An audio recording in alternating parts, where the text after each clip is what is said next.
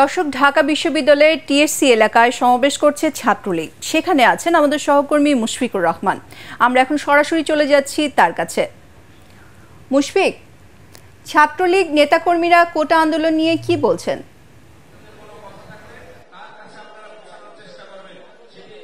সীমা, এই মুহূর্তে আমি টিএসসির রাজু ভাস্কর্যের একদম সামনে অবস্থান করছি। আমার পেছনে দেখতে পাচ্ছেন যে বাংলাদেশ ছাত্রলীগ সেখানে কিন্তু একটি প্রতিবাদ সমাবেশ করছে।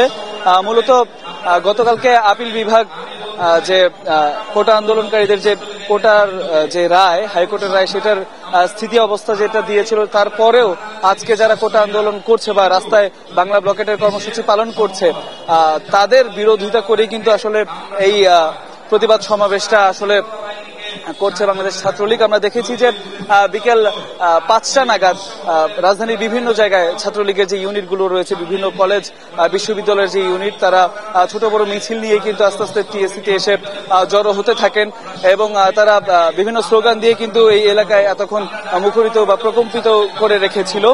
এবং আমরা এখান থেকে ছাত্রলীগের নেতৃবৃন্দরা বলছে যে আপিল বিভাগের আদেশ অমান্য করে আজকে যারা রাস্তায় অবস্থান করছে বা আন্দোলন করছেন, তারা আসলে আদালতের দিকে সম্মান প্রদর্শন করছেন এবং তাদেরকে ব্যবহার করে একটি কুচক্রী মহল ঘোলা পানিতে আসলে মাছ শিকার করার চেষ্টা করছে। এবং তারা বলছে যে কোটা আন্দোলনের পক্ষেও তারা আছেন, তবে যৌক্তিক দাবি তখনই হতো বা যৌক্তিক কাজ তখনই হতো পরপরই যদি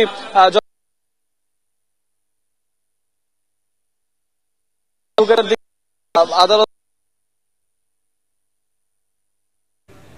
পড়ার টেবিলে ফিরে যেত, তাহলেই এটা যৌক্তিক দাবি হতো। সেই বিষয়ে প্রতিবাদ সমাবেশ করছে এবং কেউ যাতে ঘোলা পানিতে মাছ শিকার করতে না পারে, সেই বিষয়টাই কিন্তু তারা দেখার চেষ্টা করছে বা সেই বিষয়ে তারা তৎপর থাকবেন বলে।